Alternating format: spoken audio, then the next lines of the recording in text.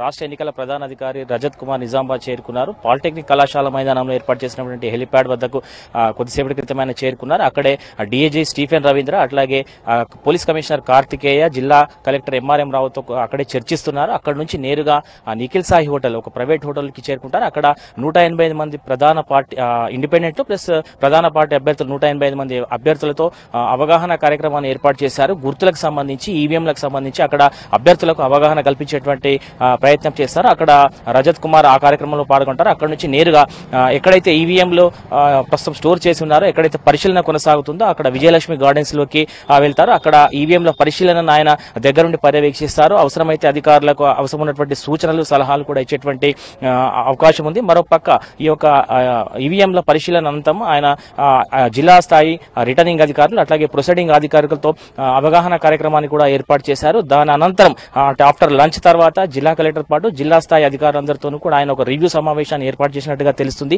ఇటు పోలీస్ అధికారులు, అట్లాగే ఎన్నికల సిబ్బందికి సంబంధించి ఒక రివ్యూ కార్యక్రమాన్ని ఏర్పాటు చేశారు. దాని అనంతరం 4 గంటల 30 నిమిషాలకు 4:30-5 గంటల ప్రాంతంలో ఆయన ప్రెస్ తో మాట్లాడేటువంటి అవకాశం ఉంది. అయితే రజత్ కుమార్ షెడ్యూల్ కి సంబంధించి ఇప్పుడు స్టార్ట్ అయ్యేటువంటి షెడ్యూల్ ఎండ్ అయ్యేంత వరకు కూడా మనకు మీడియాకు అక్కడ అనుమతి లేదు.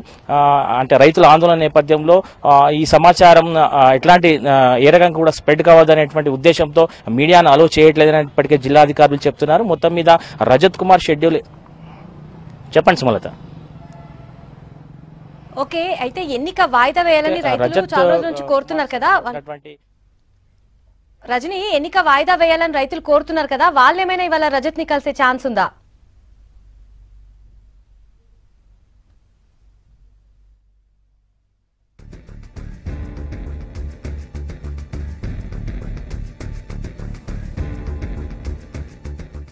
అవకాశం ఉంది. రైతులు చెప్తున్నారు ఖచ్చితంగా ఎన్నికలు వాయిదా వేయాలి, అవసరమైతే రజత్ కుమార్ తో మేము మాట్లాడతాము, అవసరమైతే ఆందోళనకు దిగుతాము, ఆయన ఒక షెడ్యూల్ అడ్డుకునేటువంటి ప్రయత్నం చేస్తామన్నటువంటి విషయాన్ని రైతులు చెప్తున్నారు.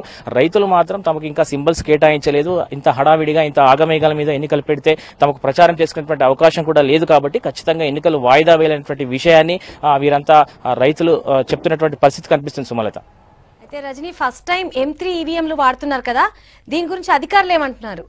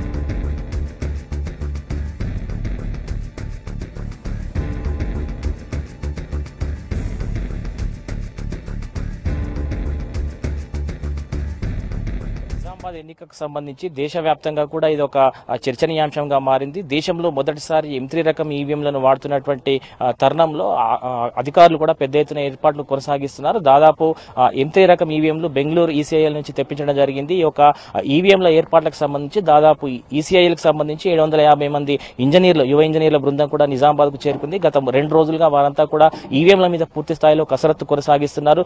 ఈవీఎంల ఏర్పాటు అంటే 12 బ్యాలెట్ యూనిట్లను ఒక యూనిట్ గా ఒక ఈవీఎం గా మార్చి వాటికి వీవీప్యాట్స్ అమర్చి అనుసంధానం చేసి ఒక ఎన్నికల ప్రక్రియను ఏర్పాటు చేస్తున్నారు. ఇందుకోసం విజయలక్ష్మి గార్డెన్స్ లో ఇప్పటికే ఏర్పాటు చేయడం జరిగింది. దాదాపు నిన్న Nizamabad urban, Nizamabad rural, Balkonda constituency assembly constituency సంబంధించినటువంటి ఈవీఎంల ఏర్పాటు పూర్తయినట్టుగా అధికారులు మనకు సమాచారం అందించారు. ఈ రోజు మిగతా 4 కాన్స్టిట్యూన్సీలు కూడా పూర్తి చేసి వాటిని రేపు మాక్ పోలింగ్ నిర్వహిస్తున్నట్టుగా అధికారులు చెప్పడం జరిగింది. 7వ తేదీ వరకు కూడా ఈ యొక్క ఈవీఎంల పరిశీలన, వాటి ఏర్పాట్లు కొనసాగిస్తారు. ఆ తర్వాత 7వ తేదీన వీటిని రిటర్నింగ్ అధికారులకు ఇస్తారు.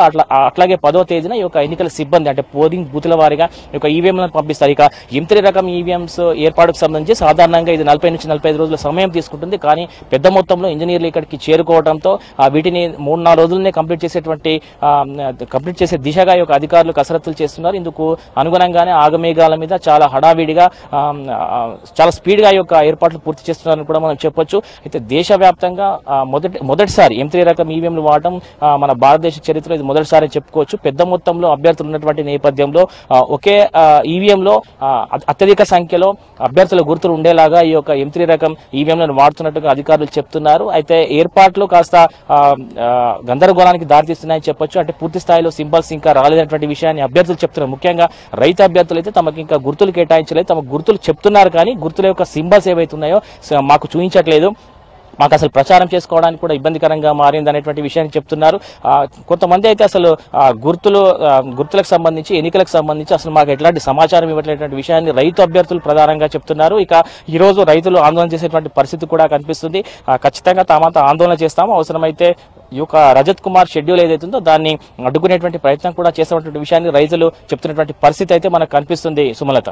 Right Rajani, thanks for the details.